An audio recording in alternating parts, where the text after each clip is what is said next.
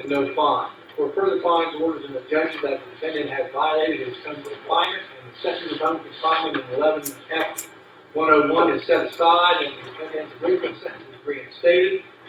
It is accordingly ordered that the defendant be committed to custody of the West Virginia Division of Corrections upon his conviction of manufacture of a controlled substance for a term of period of not less than 1 or more than 5 years. Said sentence to begin as of the completion of the sentence imposed above, with no fine. The sentences are to be served consecutive to each other, with the sentence of making terroristic threats to be served first. The defendant is entitled to 626 days of credit, that is 348 days of actual confinement and 278 days of home confinement. The court would deny a motion for probation or other alternative sentence.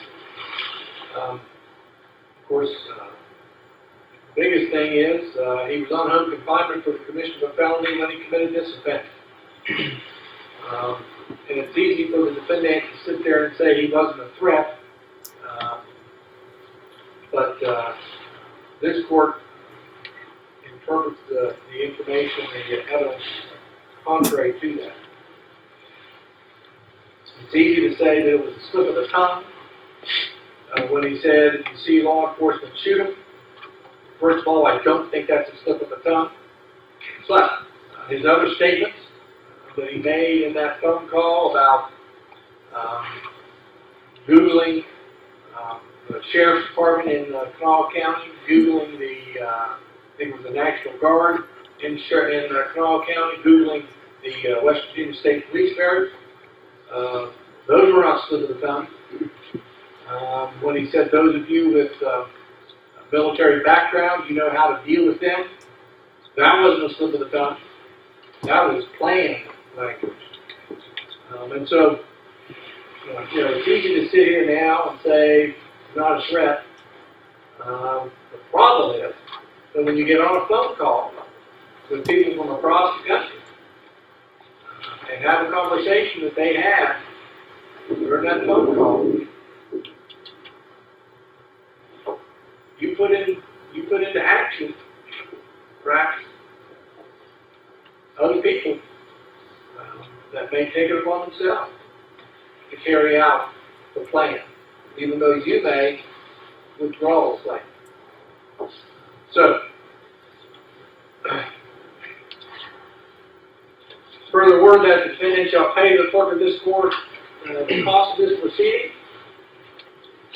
Clerk's fee of $105, prosecuting attorney fee of $35, law enforcement training fund fee of $2, community corrections fee of $10, community corrections fund of $25, crime victims compensation fund fee of $50, magistrate court fee of $10, court reporter fee of $120, jury fees of $4,596.44.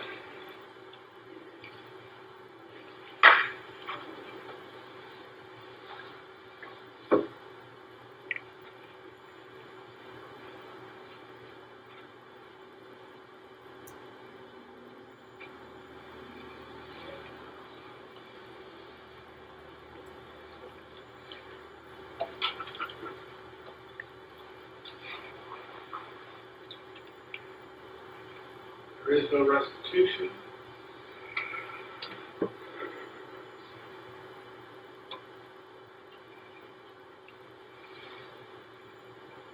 It said costs and counsel fees are to be paid within 4 years of the defendant's release.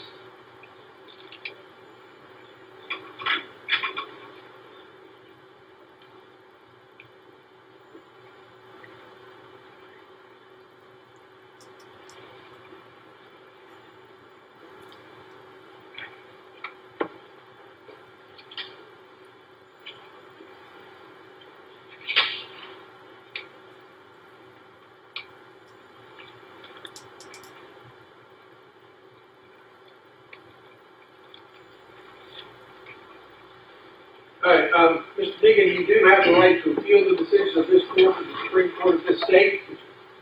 If you wish to appeal, you only have 120 days to file that appeal. That is to be filed with the clerk of the Supreme Court. You must also file a document entitled Notice of Intent to Appeal, and that must be filed within 30 days of today. and if you don't meet those deadlines, you may lose your right to appeal. Do you understand that? Yes. You also have the right to file a motion for reconsideration or reduction of your sentence. You have 120 days to do that. And if you don't file your motion within 120 days, then you may lose your right to have a hearing and a favorable ruling on that motion. Do you understand that? That would be with this court. That is with this court. That's correct. You also have the right, if you wish, to have court-appointed counsel to represent you in those matters. If you want an attorney and you cannot afford to hire an attorney, it is, however, your obligation to fill out the necessary financial affidavit to show that you're financially eligible for court-appointed counsel. All right. Can I get some clarification on What? something? You said the conviction for terroristic threats starts today, Yes. and that's 1 to 3. Yeah. Okay, and so the other credit, which was 600 and some days,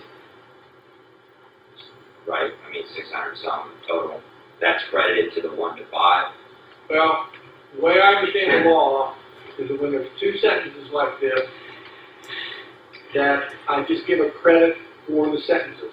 And the Division of Corrections, the Department of Corrections, whoever it is, makes a decision as to how they're allocated. In other words, when they get you in their custody, they're going to see a 1 to 3 and a 1 to 5.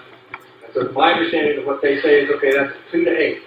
And then they give you those days credit that you're entitled to receive, which is 626 days. As of today. As of today. So I would need to speak with the Department of Corrections concerning that, for clarification that how it's awarded. How it's allocated? Yeah.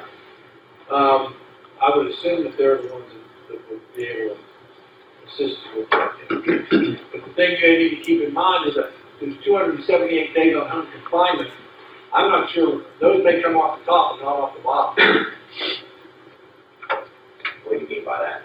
Well, on a 1 to 3 and a 1 to 5, you have to serve a minimum of 2 years or you're eligible for parole.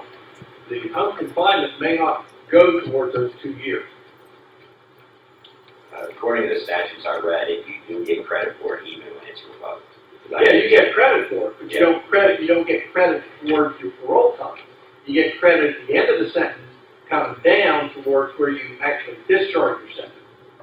Now, I don't work for the Division of Corrections.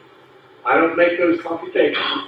I'm just going to, that's just how I understand it. But I may be wrong on that because I don't deal with it. I just impose it. Okay. They interpret it. Okay. All right, thank you.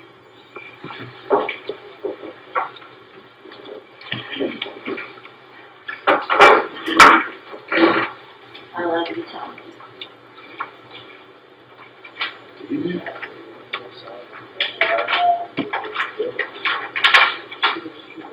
I was going to do this whole stack right here.